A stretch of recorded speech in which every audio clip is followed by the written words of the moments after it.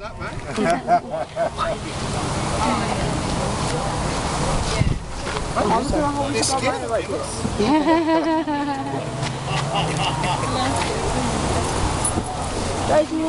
You started off or what?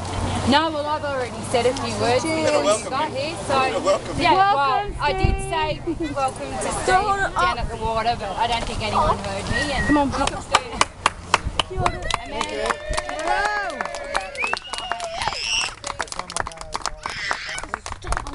How coordinated you live together.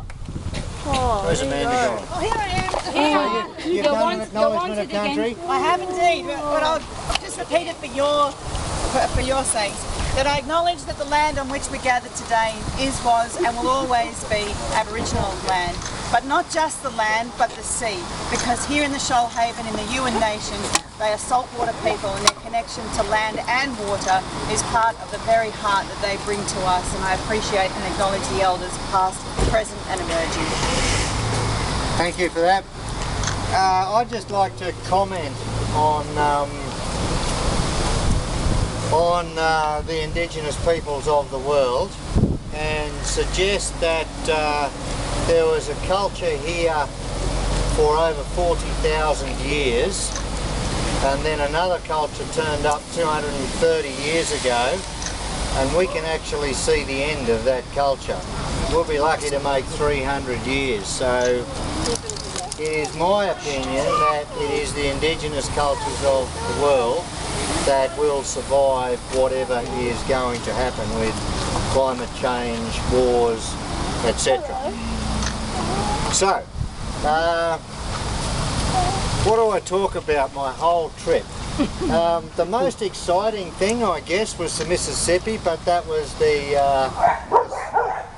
thing that did me in. I had to get off the Mississippi and hire a bike buy a bike from Walmart and ride across Tennessee and North Carolina.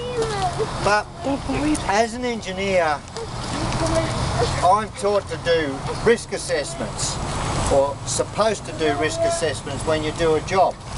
And had I done a risk assessment for the Mississippi, they wouldn't have helped me one little bit.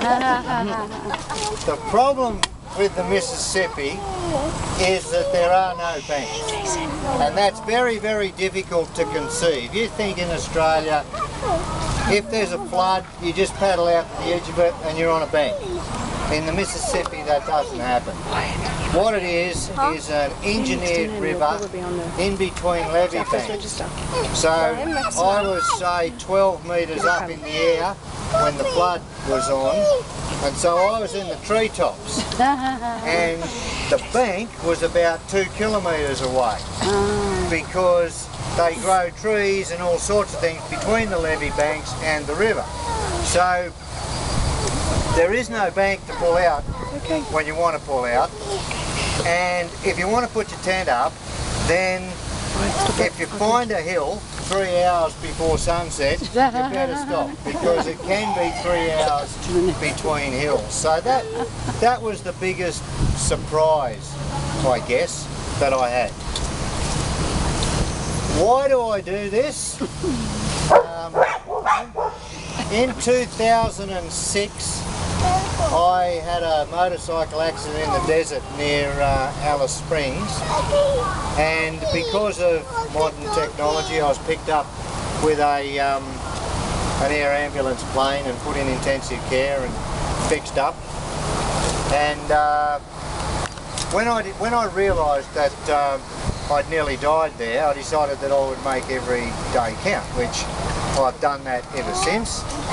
But 6 years ago I started to have grandchildren. I've got 5 now, and I have to be able to look them in the eye and say I did my best.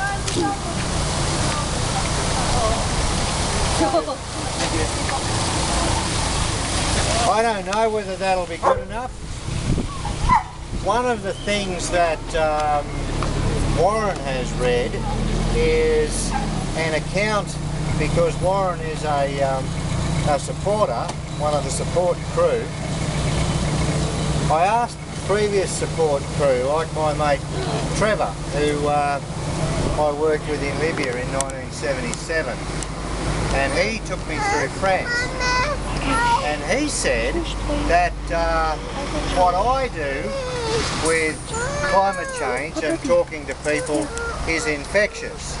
So what I'd like everybody here to do is take that on board and try and infect the rest of society with our enthusiasm for doing something.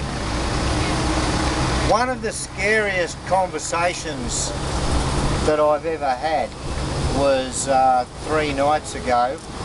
There were 6 engineers around the table, and we were saying what we thought the future might be if we didn't act.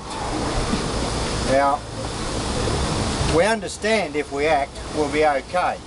We understand if we declare an emergency, we'll be okay. But if we don't, I was suggesting that the wars that we will see will make Syria look like a picnic. Now, Syria was due to climate change. They lost 80% of their livestock and 60% of their arable land, and the Syrian Minister for Agriculture said this is beyond our capacity to cope. A number of years later, in the camps around the cities where there were 2 million people, some ratbags formed ISIS. We have enough ratbags in this country if that sort of thing happens. So I was talking about what things might be like in 2050, which is when my kids will be about my age, and my grandkids will be about 40 or so. And I thought it was going to be really, really bad, that we would probably have horrific wars, we would probably have all sorts of issues. And I was hoping that the 6 engineers hanging around me would say, "You're a nutcase, Steve." But every one of them said, "That's what we think." So that's what we're fighting for. We're fighting to have a livable future for our grandchildren. And that's why I've spent every bit of money I've got. That's why I do what I do, and we all need to do what we can. It's just lucky I can paddle a fair way. You guys figure out what you can do. So that's about it. Thank you very much for turning up. Thank you very much for what you've done so far. And thank you very much in anticipation for what you're going to do in future. Thank you. The last little thing that we're going to do today is Amanda's actually going to sign the pledge for a climate emergency declaration. Yep.